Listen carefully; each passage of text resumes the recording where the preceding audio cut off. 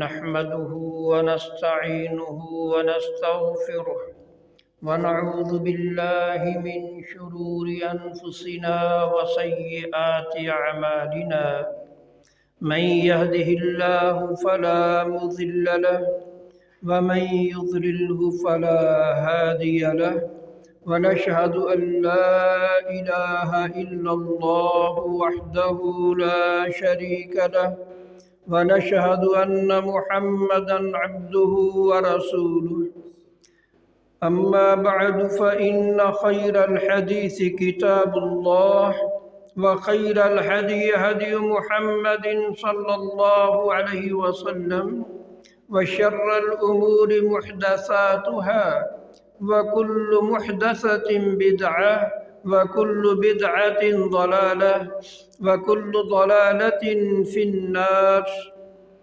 أما بعد أعوذ بالله من الشيطان الرجيم بسم الله الرحمن الرحيم والنجم إذا هوى ما ضل صاحبكم وما غوى وما ينطق عن الهوى إن هو إلا وحي يوحى علمه شديد القوى ذو مرة فاستوى وهو بالأفق الأعلى ثم دنا فتدلى فكان قاب قوسين أو أدنى فأوحى إلى عبده ما أوحى ما كذب الفؤاد ما رأى أفتمارونه على ما يرى ولقد رآه نزلة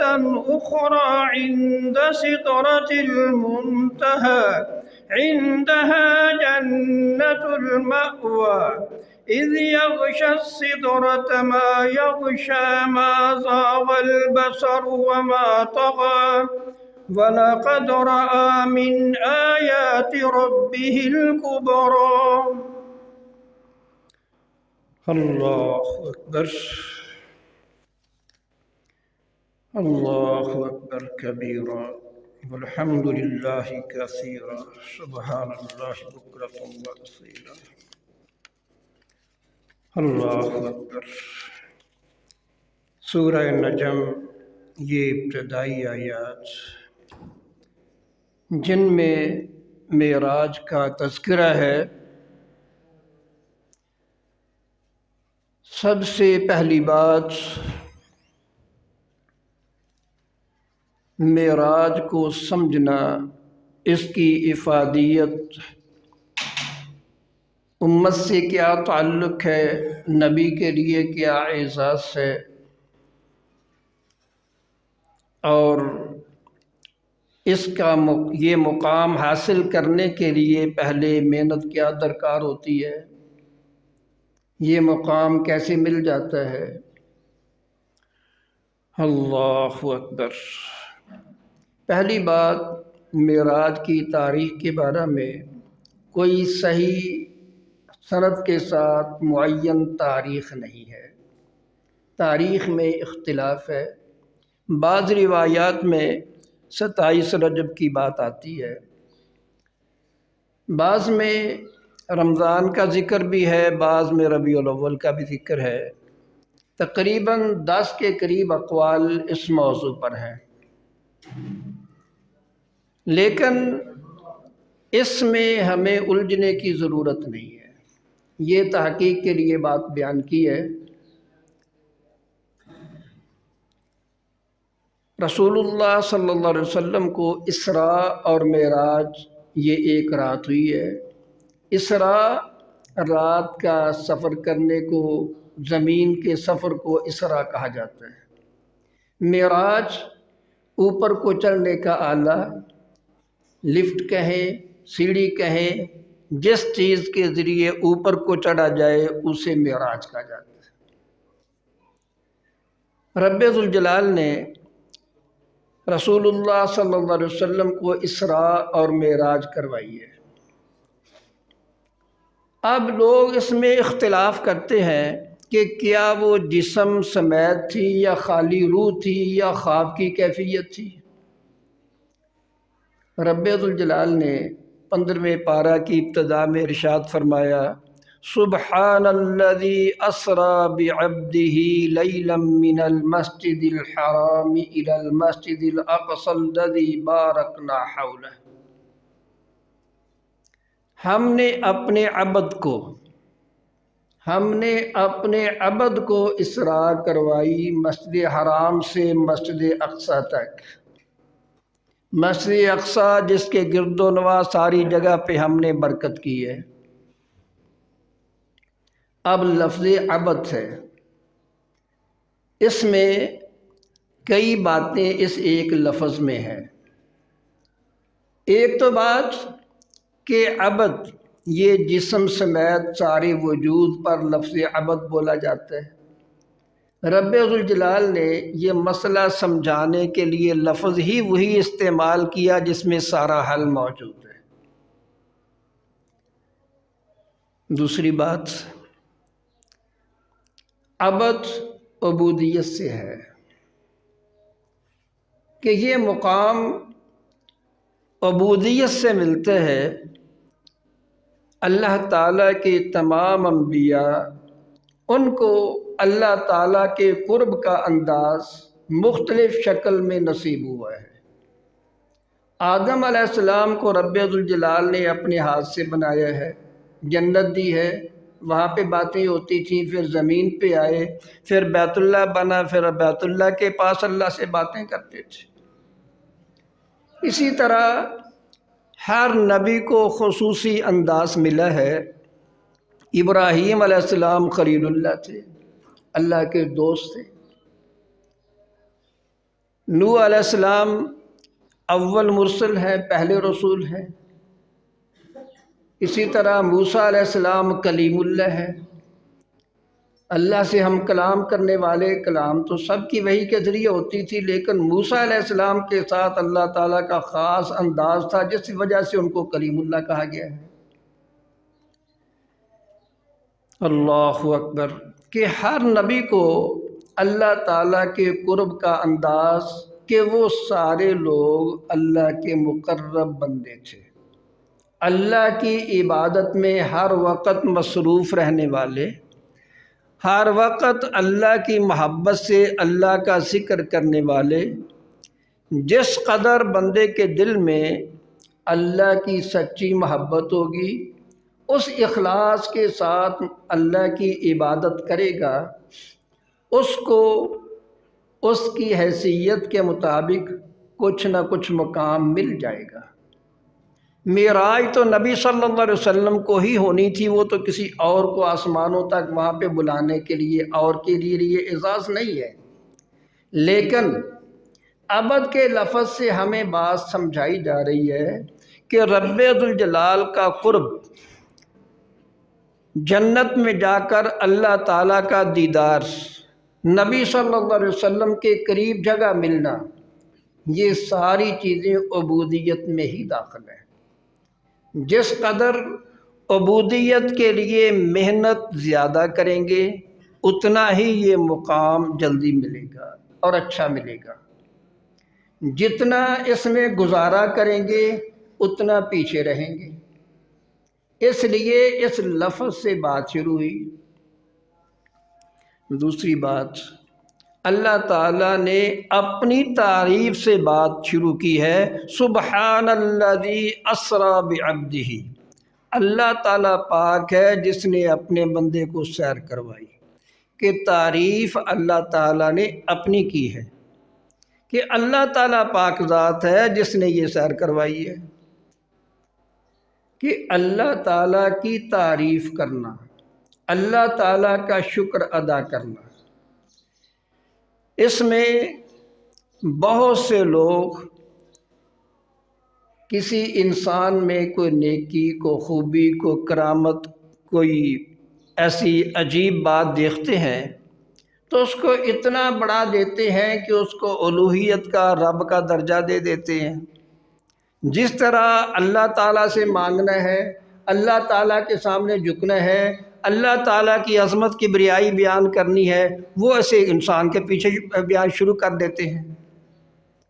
یہاں پہ یہ بات سمجھانا بھی مقصد ہے کہ سب سے پہلے اللہ کی تعریف ہے، کہ اللہ تعالیٰ کی حمد و ثنا کریں، اللہ کی تعریف کریں جس مالک نے ہمارے نبی صلی اللہ علیہ وسلم کو یہ عزت بخشی ہے۔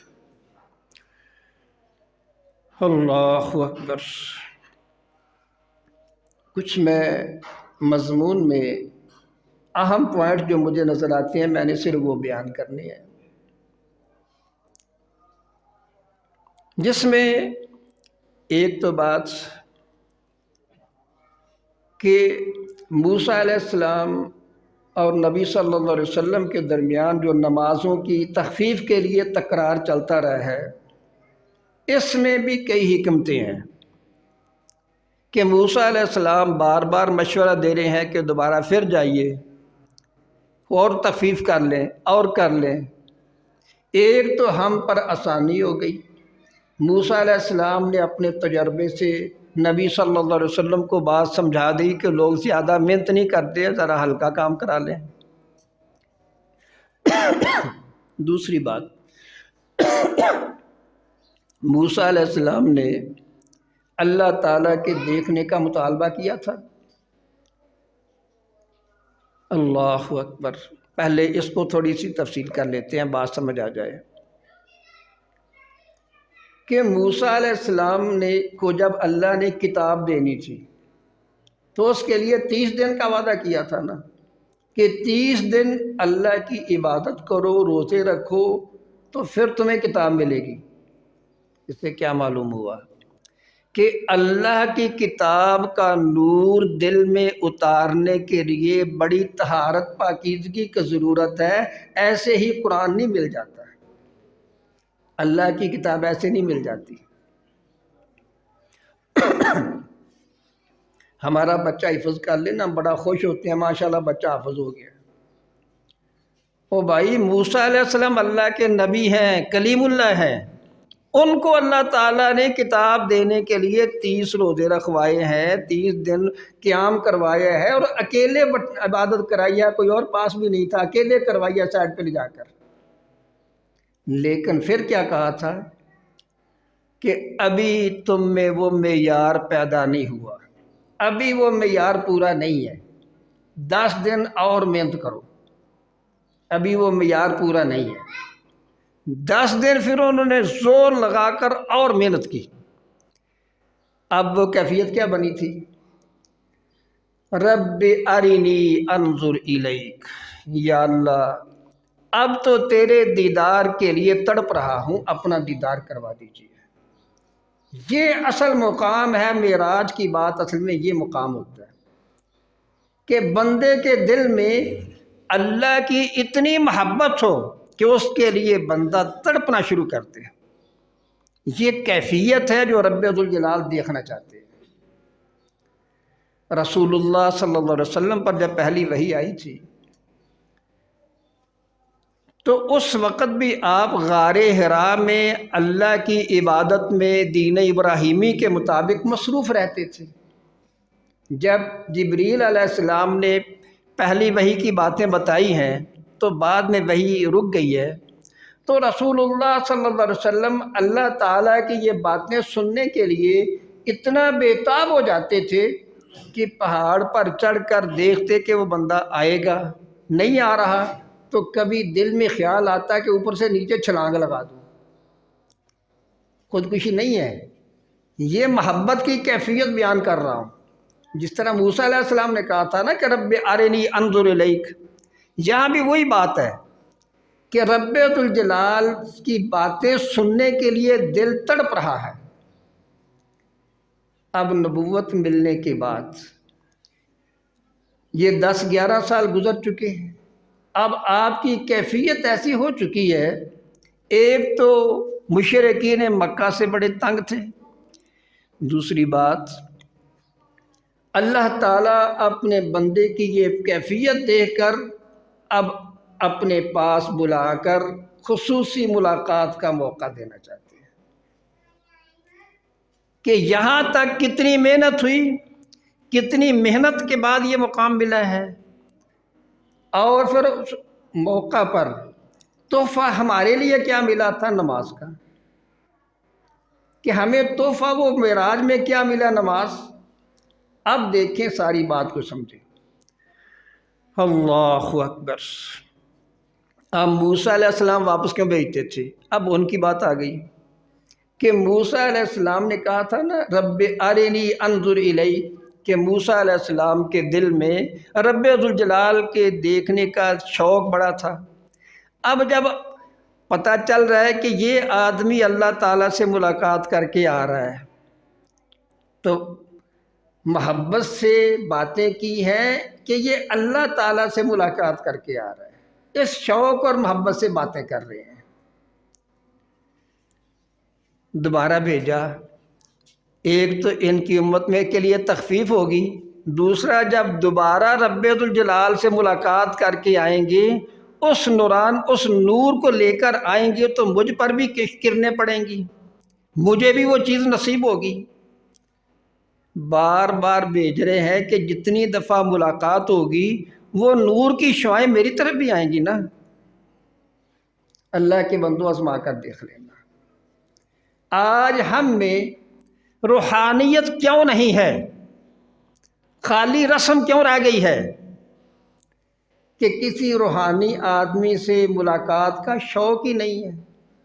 موسیٰ علیہ السلام دنیا سے جا چکے ہیں، رب ذوالجلال کے پاس پہنچ چکے ہیں وہاں پہ، لیکن اس موقع پر بھی کتنا دل میں شوق ہے کہ رب ذوالجلال کی طرف سے آنے والے آدمی کی ملاقات ہو جائے تو اور نور نصیب ہو جائے گا۔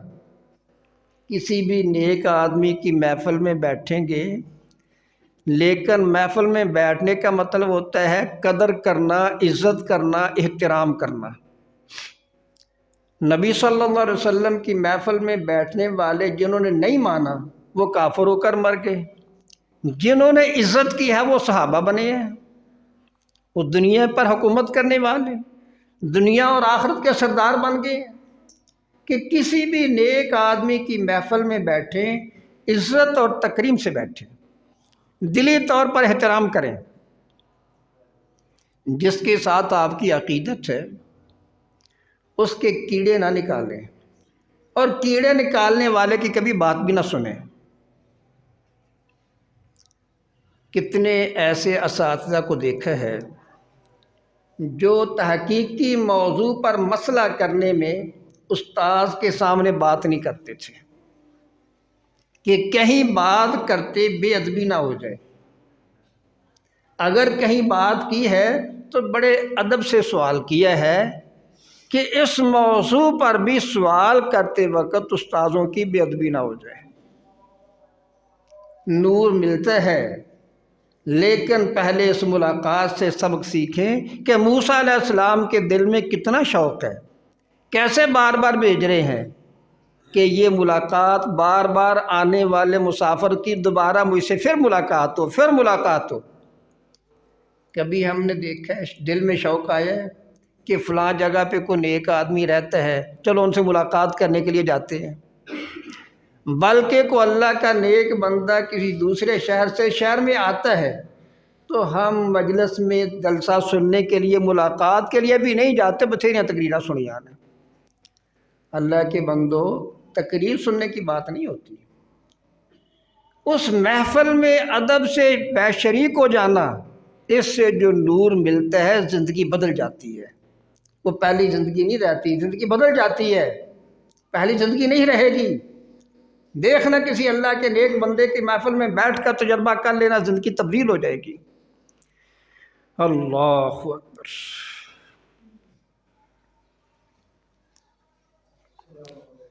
اللہ اکبر کہ اللہ تعالیٰ نے اپنے بندے کو یہ عزت عطا کی ہے۔ ایک تو لفظ عبد میں جسم اور روح سب پورے کا پورا سارا جانا۔ عقل پرست لوگ کہتے ہیں جی اتنے لمحات میں جسم اوپر کیسے جا سکتا ہے؟ اس کے لیے ایک واقعہ بتا دیتا ہوں۔ مولانا عبد الرحمن عاجز ماریل کوٹوی رحمۃ اللہ علیہ حج کے لیے گئے، اور وہاں پہ حرم میں ان کو ایک آدمی ملا جو حرم میں ہی رہتا تھا، کہیں آتا جاتا نہیں تھا، وہاں پہ کھایا پیا اور وہیں کوئی کام شام نہیں کرنے جاتا تھا، پرانی یا پاک و ہند اکٹھا تھا اس وقت کی بات ہے۔ تو اس سے کہا بھئی آپ روٹی پانی کہاں سے، آپ مزدوری تو کو کرتے نہیں ہیں، یہاں پہ رہتے ہیں، آپ کا کیا انتظام ہے؟ کہا جاؤ یار تمہیں کیا غرض ہے؟ کہا نہیں یار تیری مہربانی بتا دیا میں۔ کہا میں بھی اسی پاک و ہند کے علاقہ کا رہنے والا ہوں، میں سائیکل پہ سواریوں کو لاد کر لے جاتا تھا اور مزدوری کرتا تھا، جس دن روپیہ بن جانا کہنا بلے بلے بڑی مزدوری مل گئی ہے۔ جب میں مزدوری کر کے شام کا ٹائم ہوا تو مجھے ایک آدمی ملا کہ مجھے شہر سے باہر سائیکل پہ چھوڑا، میں تمہیں 1 روپیہ دوں گا۔ میں بڑا خوش کہ سارے دن کی مزدوری روپیہ بنتی ہے، اس نے کہا مجھے ادھر چھوڑا روپیہ لے لینا۔ میں بڑا خوشی سے اس کو چھوڑ کر آیا۔ جب وہاں پہ اتارا دوسرے دن کا، اس نے کہا بھی مجھے یار وہاں سے ڈیلی ادھر سے ادھر چھوڑا ہے اور میں روپیہ تمہیں ڈیلی دے دوں گا۔ میں بڑا خوش ہو گیا۔ دوسرے دن جب اس کو وہاں پہ پھر جا کر اتارا تو میں نے پوچھ لیا کہ بھائی تم شہر سے آ کر اس بیابان جگہ پہ اتر رہے ہو، ادھر تو کوئی نہ مکان نہ گھر کچھ بھی نہیں ہے، جھاڑیاں ہیں، تو تم کہاں جاتے ہو؟ اس نے اپنی شکل دکھا دی، وہ جن تھا۔ وہ بیچارہ گرتا گراتا گھر پہنچا، بخار ہو گیا بڑا سخت، مہینہ کے بعد آہستہ آہستہ بخار اترا۔ مہینہ کے بعد دروازے پہ دستک ہوئی، وہ آدمی پھر سامنے کھڑا ہے۔ بھائی جان دے ہونتے جان دے۔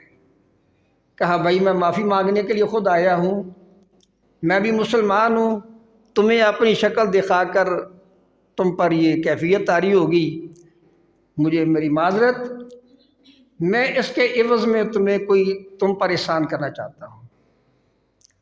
حج کے ایام ہیں، میرے ساتھ چلو، میں تمہیں حج کے لیے لے جاتا ہوں، حج کروا دیتا ہوں۔ جہاں جتنی دیر رہو گے خرچہ سارا میں دوں گا، جتنی دیر مرضی رہو خرچہ میرا ہوگا۔ اب اس جن نے کمر پہ اٹھایا ہے، وہاں پہ لے گیا ہے، اور جانے والا مولانا عبد الرحمن عاجز مالیار کوٹوی رحمۃ اللہ علیہ کو بتا رہا ہے کہ جہاں سے چیزیں گزر رہا ہوں سب کچھ مجھے نظر آ رہا ہے، کہ یہاں سے یہ جگہ ہے، مجھے سب کو نظر آ رہا تھا۔ وہاں پہ جا کر مجھے اتار دیا حاجیوں کے قافلے کے پاس حرم کے قریب، اور میں نے اسے حج کیا وہاں پہ۔ اس وقت سے میں یہاں رہتا ہوں، وہ مجھے پیسے دے جاتا ہے اور میں یہاں پہ رہ رہا ہوں۔ اب میں نے جن کی بات کی ہے نا، اب سارے مان لیں کہ ہاں جی ایسا ہو سکتا ہے، جنات بچوں کو بھی اٹھا لیتے ہیں، کہیں دور جا کر پھینک دیتے ہیں، ہو جاتا ہے۔ تو بھائی جن کرا سکتا ہے تو اللہ تعالیٰ نہیں کرا سکتا؟ اللہ تعالیٰ کی بات نہیں ماننی، جن کی مان لینی ہے کہ جن کر سکتا ہے، تو رب الجلال نہیں کر سکتے؟ عقل کو صحیح کرنا چاہیے کہ سیر کروانے والا کون ہے؟ اللہ۔ دوسرا ہے بعض دلائل میں پیش کرنے میں بعض لوگ پھر اس میں ایسا اختلاف شو کرتے ہیں، لیکن اصل میں اس کے بھی سمجھنے میں بات کا فرق ہے۔ حقیقت میں دلائل میں فرق نہیں ہوتا۔ قرآن و سنت کو جب پڑھیں سنیں تو کوشش کرنی چاہیے کہ میرے بیان کرنے سے قرآن و سنت کا ایک دوسرے سے ٹکراؤ نہ ہو، تطبیق دے کر ایسے انداز میں بات کریں کہ قرآن و سنت کا آپس میں ٹکراؤ نہیں ہونا چاہیے۔ اب دلیل پیش ہوتی ہے کہ عبداللہ بن عباس رضی اللہ تعالیٰ عنہ وہ بیان کرتے ہیں کہ رسول اللہ صلی اللہ علیہ وسلم رأى ربہ، اللہ تعالیٰ کو دیکھا تھا۔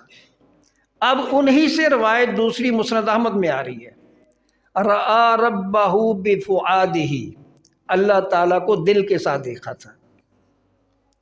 اب بات ختم ہو گئی کہ وہاں پہ جب ایک روایت مطلق دیکھنے کی ہے، دوسری مقید ہے کہ دل کے ساتھ دیکھا تھا، تو اختلاف ختم ہو گیا۔ یہی بات قرآن کریم میں ہے، ما کذب الفؤاد ما رأى، دل نے اس بات کی تکذیب نہیں کی جو دیکھا تھا۔ یہاں دیکھنے کی بات بھی دل کی طرف ہی منسوب ہے کہ جو دل کے ذریعے دیکھا ہے، دل نے اس رؤیت کو تسلیم کیا ہے۔ جب چیز بڑی دیکھی جائے جو اس انسان کے معیار سے بہت اونچی ہو، جو اس کے وہم و گمان سے نہیں ہے، تو بندہ اس میں تعجب کرتا ہے۔ لیکن نبی صلی اللہ علیہ وسلم نے، رب ذوالجلال نے جو کچھ دکھایا ہے کسی بات کو عجیب نہیں سمجھا۔ بہت سے مسائل میں، باتوں میں لوگ انکار کیوں کرتے ہیں؟ یہ عقل نہیں مانتی۔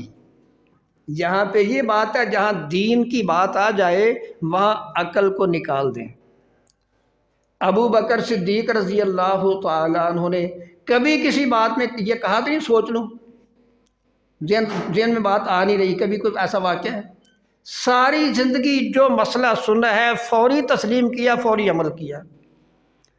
معراج کا واقعہ بھی سب سے پہلے ابو بکر صدیق رضی اللہ تعالیٰ عنہ کو صبح ابو جہل نے سنایا تھا کہ تمہارا ساتھی یہ بتا رہا ہے، اب بھی مانو گے؟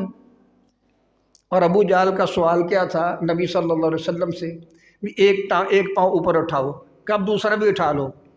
کہا یہاں تو تم 2 پاؤں اوپر نہیں اٹھا سکے، تو اتنی دور کیسے گئے اور اوپر کیسے گئے؟ بھی نبی صلی اللہ علیہ وسلم نے فرمایا میں کب کہہ رہا ہوں کہ میں خود گیا ہوں، کہ اللہ تعالیٰ نے گیا ہے۔ سبحان الذی اسریٰ بعبدہ، اللہ تعالیٰ نے گیا ہے، میں نے کیا، اللہ نے گیا ہے۔ تو ابو بکر صدیق رضی اللہ تعالیٰ نے فرمایا تھا کہ اگر میرے ساتھی نے کہا ہے تو یہ بالکل سچ ہے۔ آج تک عقل پرست لوگ وہ وہم میں پڑے ہوئے ہیں، انہوں نے دشمن سے سوچ کر فوری تسلیم کر لیا تھا۔ دل، یہ شریعت ما کذب الفؤاد ما رأى، کہ دل نے جو کچھ رب ذوالجلال نے وہاں پہ دکھایا ہے، دل ہر بات کو فوری تسلیم کرتا گیا ہے۔ یہ کیوں ہوتا ہے؟ پہلی بات پھر دوبارہ، سبحان الذی اسریٰ بعبدہ، جب دل میں عبودیت کے ساتھ، دل میں اللہ تعالیٰ کی عبودیت سے ایسی کیفیت پیدا ہو چکی ہے کہ دل اللہ تعالیٰ کی بات کے علاوہ دنیا کی کسی چیز کو تسلیم ہی نہیں کرتا۔ دل میں صرف اللہ اللہ، دل میں صرف اللہ ہی کی محبت ہے اور کچھ نہیں ہے، پھر یہ سب کچھ ہو جاتا ہے۔ پھر کسی بات، دین کی بات پر تعجب نہیں آئے گا، پھر جنت جہنم دیکھنے پہ تعجب نہیں ہوگا، اللہ تعالیٰ ہر چیز دکھا دے گا۔ اللہ اکبر۔ دوسری بات ہے رب ذوالجلال کو دیکھنے کی۔ یہاں پہ جب بات میں نے بتا دی کہ یہاں پہ رؤیت قلبی مراد ہے، دل سے دیکھنا نہ کہ آنکھ سے۔ اس کے بارے میں حدیث بھی ہے، عائشہ رضی اللہ تعالیٰ عنہ بیان کرتی ہیں کہ میں نے نبی صلی اللہ علیہ وسلم سے سوال کیا تھا، ہل رأیت ربک، کیا آپ نے رب ذوالجلال کو دیکھا ہے؟ آپ نے فرمایا ہوا نور انا اراہ، اللہ تعالیٰ نور ہے، میں کیسے دیکھ سکتا ہوں؟ کہ دل کے ساتھ دیکھا ہے، آنکھ سے نہیں۔ اب دل سے کیسے ہوتا ہے؟ آپ بیٹھے ہیں کسی خیال میں مصروف ہیں، اچانک دل میں بعض اوقات کوئی ایسی کیفیت جس کے بارے میں ایسے بیٹھے بیٹھے آپ کو چیز محسوس ہوگی جس طرح آپ دیکھ رہے ہیں، سارا واقعہ حیولہ سب آپ کے سامنے شکل کی طرح نظر آ جائے گا۔ یہ تو ہمارے خیالات کی بات ہے نا، لیکن رب ذوالجلال جب دل میں دکھانا چاہیں تو آنکھ سے بڑھ کر دل میں رؤیت ہوتی ہے، آنکھ سے بڑھ کر دل کی رؤیت ہوتی ہے جب رب ذوالجلال دکھانا چاہیں۔ لیکن آنکھ سے کیوں نہیں تھا؟ کہ یہ اللہ تعالیٰ نے اس جسم کے ساتھ جو ہے ابھی دنیا میں پابندی ہے کہ لن ترانی، تم دنیا کے اس وجود سے مجھے نہیں ابھی دیکھ سکتے، یہ اللہ تعالیٰ کا قانون ہے بھائی۔ لیکن رب ذوالجلال نے جہاں بلایا تھا دکھایا ہے۔ دوسری بات، کہاں تک یہ سفر ہوا تھا؟ سدرۃ المنتہا۔ منتہا کا کیا معنی ہوتا ہے؟ آخری سٹاپ۔ منتہا کا لفظی ترجمہ یہی ہے، آخری سٹاپ۔ سدرہ معنی کا بیری، یعنی بیری والا آخری سٹاپ، لفظ کا ترجمہ یہ بنتا ہے۔ دنیا سے جو کچھ بھی جاتی ہے اس کا آخری مقام رب ذوالجلال کے پاس جا کر بات کرنے کا آخری مقام وہی ہوتا ہے۔ اللہ تعالیٰ نے وہ مقام رکھا ہے، لیکن وہاں بھی وہ خاص مقام ہے، کوئی معمولی بات نہیں ہے۔ اللہ اکبر۔ رسول اللہ صلی اللہ علیہ وسلم نے فرمایا کنت اسمع صریف الاقلام، مجھے کلموں کے لکھنے کی آواز آ رہی تھی۔ کہ جو اللہ تعالیٰ کے پاس مقرب فرشتے ہیں، اللہ کے عرش کے پاس جو لکھنے کی ڈیوٹی جن کی ہوتی ہے، وہ جو لکھ رہے تھے ان کلموں کے لکھنے کی مجھے آواز آ رہی تھی۔ اب یہ خاص مقام ہے، یہ بھی کوئی معمولی بات تو نہیں ہے۔ ہم آگے سوال در سوال کریں گے، پھر اتنے نہیں گئے تو پھر کھڑیا کیوں سی؟ استغفر اللہ استغفر اللہ۔ یہ کوئی معمولی جگہ جہاں نبی صلی اللہ علیہ وسلم پہنچے ہیں؟ اللہ کے بندو، سدرۃ المنتہا وہ بیری معمولی بیری نہیں ہے۔ رب ذوالجلال کے پاس جو قریب ترین جگہ ہے، وہاں پہ جب اللہ تعالیٰ کی طرف سے نور کی تجلی ہوتی ہے تو اس بیری کی کیفیت، پتوں کی کیفیت، اس کے بیروں کی کیفیت عجیب و غریب اس کے ساتھ وہاں پہ ہوتا ہے بھائی۔ بہت بلند مقام جہاں پہ انوار کی تجلیاں ہوتی ہیں، وہ جگہ ہے جو نبی صلی اللہ علیہ وسلم نے اپنی آنکھوں سے دیکھی تھی۔ کہ انوار کی تجلیوں والے مقام کو خود آنکھوں سے دیکھا ہو تو یہ معمولی چیز ہے۔ اسی لیے قرآن کریم میں اسی بات کا تذکرہ ہے، وَلَقَدْ رَآهُ نَزْلَةً أُخْرَىٰ، کہ وہاں پہ جنہیں دیکھا تھا، جن کی آنکھوں سے رؤیت کا تذکرہ ہے، وہ جبریل علیہ السلام ہے۔ جبریل علیہ السلام کو نبی صلی اللہ علیہ وسلم نے 2 قوسوں کے قریب سے اصل شکل میں قریب ہو کر وہاں پہ دیکھا ہے۔ 2 مرتبہ، ایک دفعہ پہلے دنیا میں دیکھا تھا کہ آسمان کے افق میں جبریل علیہ السلام کی بہت بڑی کیفیت شکل نظر آئی تھی۔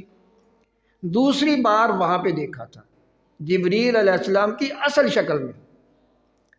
یہ جبریل علیہ السلام کو اصل شکل میں دیکھنے کا ساتھ تذکرہ معراج میں، ساتھ تذکرہ وہ بھی چل رہا ہے۔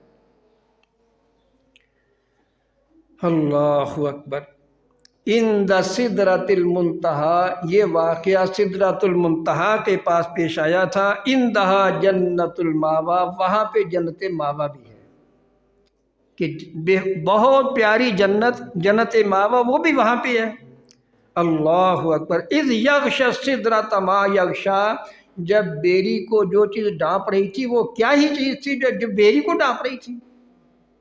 کہ جہاں پہ انوار کی تجلیاں ہوتی ہیں، اس بیری کی کیفیت کیا ہوگی؟ وہ کوئی معمولی خالی نام کی دنیا کے بیری نہ سمجھیں، وہ کوئی عام بیری نہیں ہے۔ وہ چیز اللہ تعالیٰ نے اپنے نبی کو دکھائی ہے۔ وَلَقَدْ رَآهُ مِنْ آیَاتِ رَبِّهِ الْكُبْرَىٰ، یہ ہے جو اللہ تعالیٰ نے اپنے نبی کو بہت بڑی بڑی نشانیاں دکھائی ہیں۔ جنت دکھائی ہے، جہنم دکھائی ہے، سدرۃ المنتہا دکھائی ہے، بڑی بڑی پیاری چیزوں کا وہاں پہ دیدار کیا ہے۔ مَا زَاغَ الْبَصَرُ وَمَا طَغَىٰ۔ اب یہ بھی بات، جب رب ذوالجلال سے بات ہو رہی ہو، جس چیز نے کو دیکھنے کا آرڈر ہے، وہاں سے نہ نظر ادھر نہ ادھر، ایک جگہ پہ نظر۔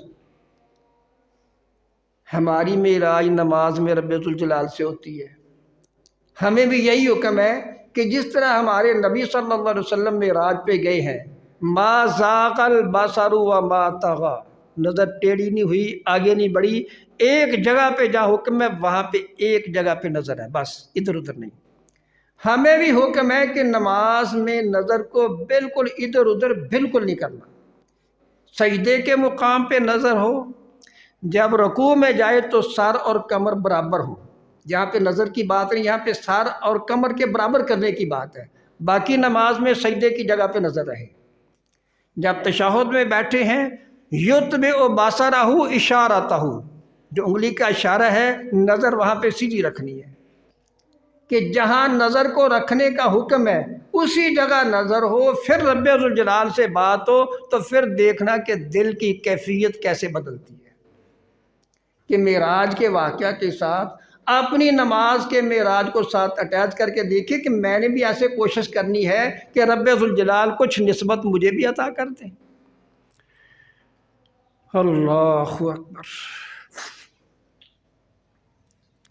جیسا کہ نبی صلی اللہ علیہ وسلم سے ایک حدیث بھی موجود ہے کہ ان احدکم لن یری ربہ حتی یموت، کوئی آدمی رب ذوالجلال کو نہیں دیکھ سکتا جب تک موت نہیں آتی۔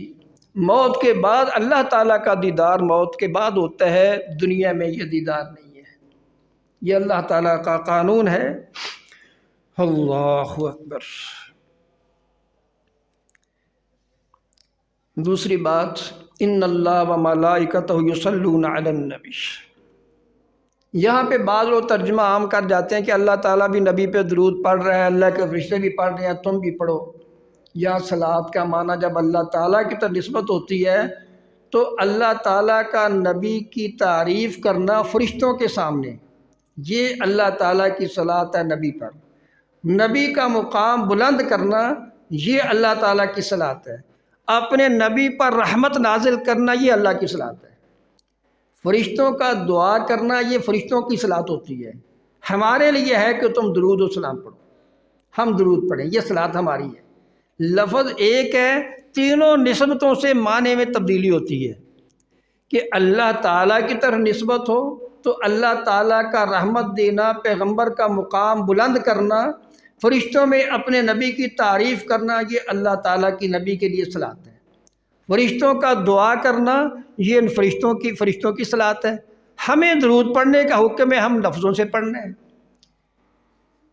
کہ اللہ تعالیٰ نے اپنے نبی کو یہ عزت عطا فرمائی ہے جو کہ کسی اور کو نہیں ملی، اور ہمیں یہ کیسے ملے گی؟ ہم آپ کے امتی ہیں، ہم آپ کے امتی ہیں، ہمارے لیے یہ تحفہ عبادت کا ہے۔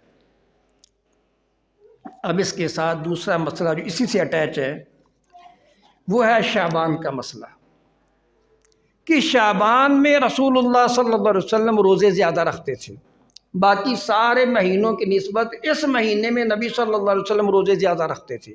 اب یہ مسئلہ بھی اسی مسئلے سے اٹیچ ہے، کیونکہ اس کے بعد فرضی روزے آ رہے ہیں۔ فرضی روزے سے پہلے نفلوں کی مشق کرنا، نفلی عبادت کی مشق کرنا، تاکہ فرضی سے پہلے دل رچ چکا ہو، دل میں اس کی ایک محبت بیٹھ چکی ہو، دل عادی ہو چکا ہو کہ کہیں فرضی کے موقع پر دل نہ چرائے۔ جب رمضان آتا ہے، جنہوں نے نفلی روزے نہیں رکھے، قرآن زیادہ نہیں پڑھتے، تو وہ تراویح کے لیے سوچیں گے کون سی مسجد میں جلدی فارغ ہوتے ہیں، کس مسجد میں جلدی تھوڑا پڑھا جاتا ہے، پھر وہ مسجد تلاش کریں گے، کیونکہ دل میں پہلے عادت نہیں ہے۔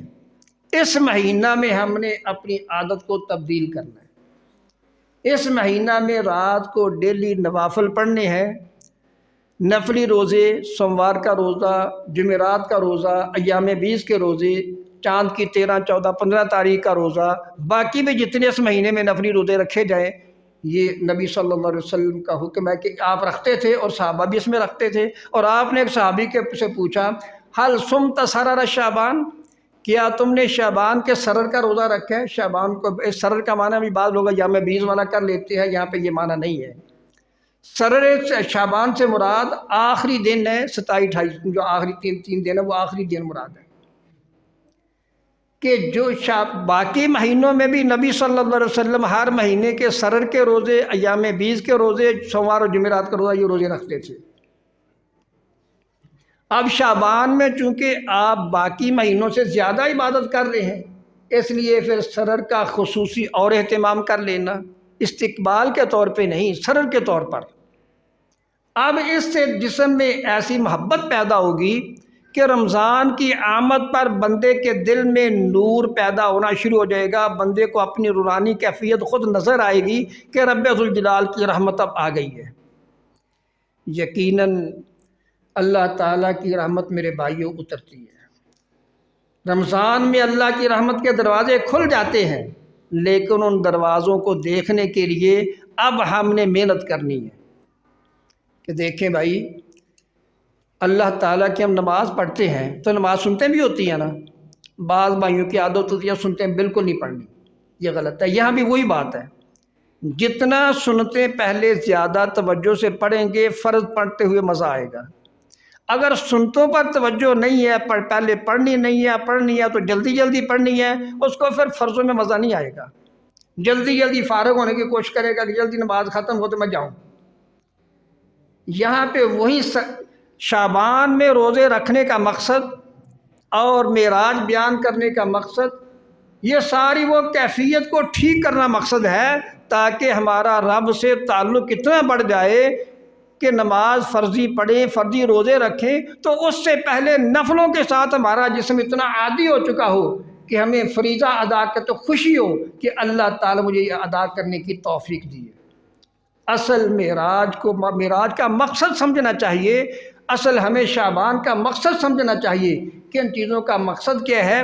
خالی جلسے کرنا، جلوس نکالنا، پٹاخے چلانا یہ مقصد نہیں ہے۔